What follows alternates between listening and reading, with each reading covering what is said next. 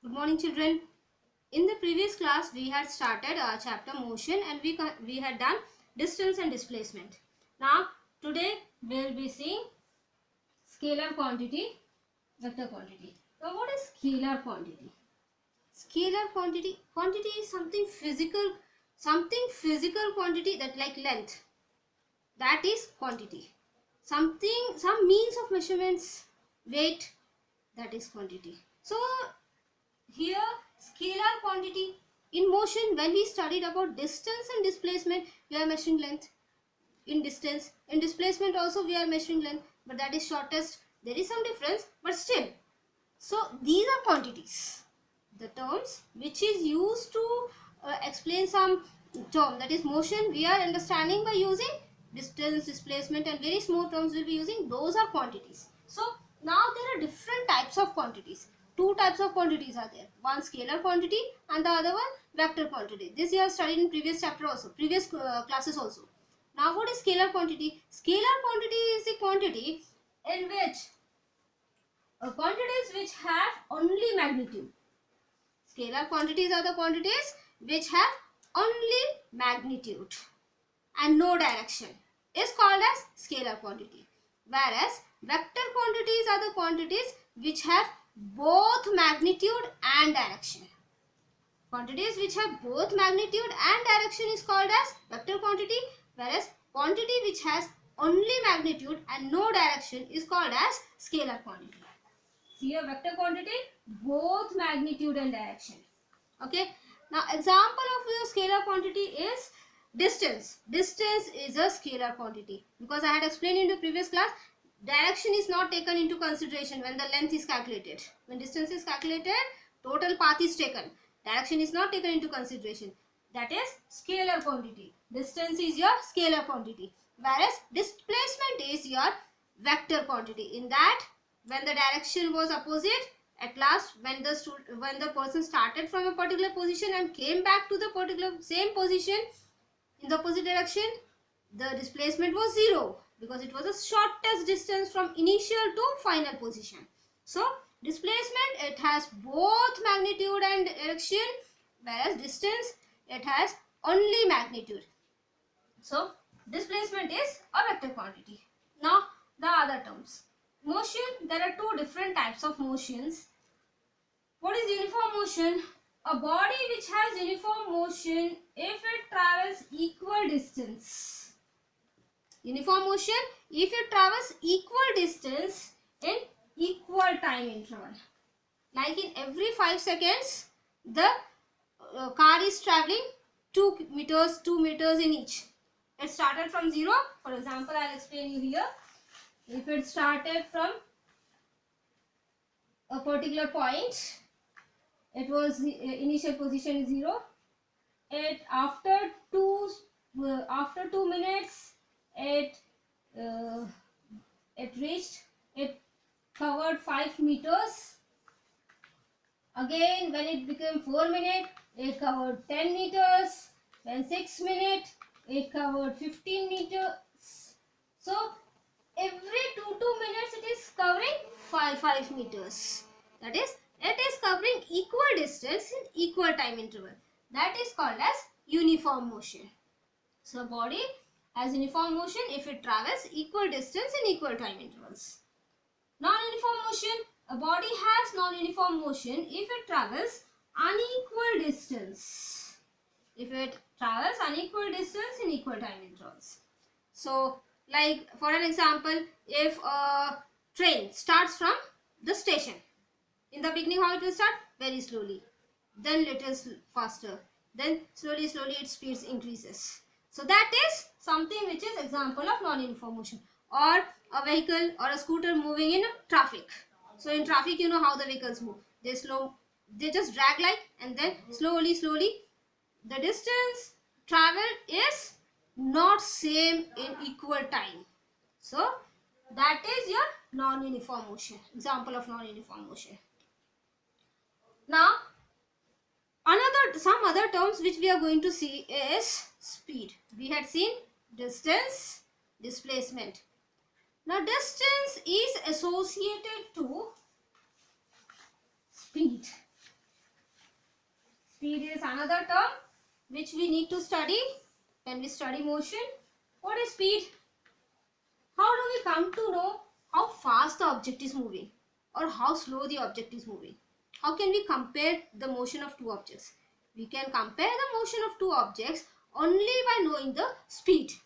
So what is speed? Speed is, it is also a physical quantity. It is distance travelled in unit time. Distance travelled by an object per unit time is called as speed. So speed formula is distance by time. Distance by time. Okay. See, remember this numericals you must have done before, but you are generally getting confused in the formula. Speed, remember this, it is distance by time. Now just you can write the another formula asterisk. You can write distance is equal to speed into time. If you remember one, you remember all. And time is equal to distance by speed. These are the three formulas which are interrelated to each other. Our definition is now speed. Speed is distance travelled in unit time. That is called as speed. Now, what is the formula of this in terms of your speed is indicated by, sorry, not S. Generally we write na S, but speed is not indicated by S. Speed is indicated by V. Distance capital S and time small t. So where V is your, by the name of velocity we have got V, that is speed. S is your distance and T is your time. See, these are, this formula is symbolical formula. Symbolically we are writing this formula. Whenever you are going to do the numericals, remember this, that you are going to use proper symbols. If you don't remember the proper symbols, it's better you write in full. But don't write wrong symbols. Don't write S for speed. S is always for distance in your physics here. For the numericals, you are going to use the proper correct symbols. Remember this. Now, speed, distance, what is the SI unit? SI unit. What is SI unit? SI unit is something. We can measure distance in meters, kilometers, miles, many other different centimeter, many other units are there. But the standard unit, SI unit is the standard unit which is generally used throughout the world same. It is same throughout the world. It's not different. So standard unit is your meter for distance. For time it is, you can calculate it in minutes, hours, seconds, lot we can calculate. But for time it is second. So meter per second, and I'll write it as meter by seconds. Okay, that can be represented small m by s. So speed, SI unit is meter per second. This is the SI unit of speed. Remember this, SI unit. I'll write here SI unit of speed is meter per second. For distance it is meter, time it is seconds. Hence, now further in relation to speed, again there is one more thing which is called as average speed. For uniform speed, we can take a fixed value, 40 km if a vehicle like a car is traveling traveling along a straight path with a speed of 40 meter per second. Okay, this is for uniform motion. But if it is not traveling in uniform motion, it has various different speed. So how are we going to find out the that one particular speed that is called as average speed. Now, what is average speed? Average speed, from that word average, you come to know what is average. Average is mean.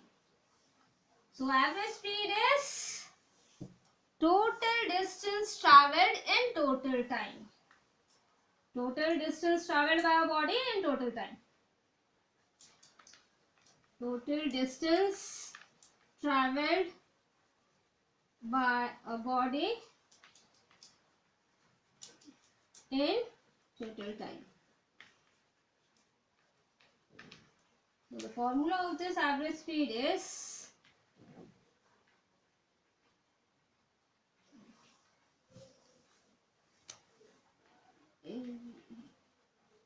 average speed is total distance by total time. I have told you these things because these are important for numericals.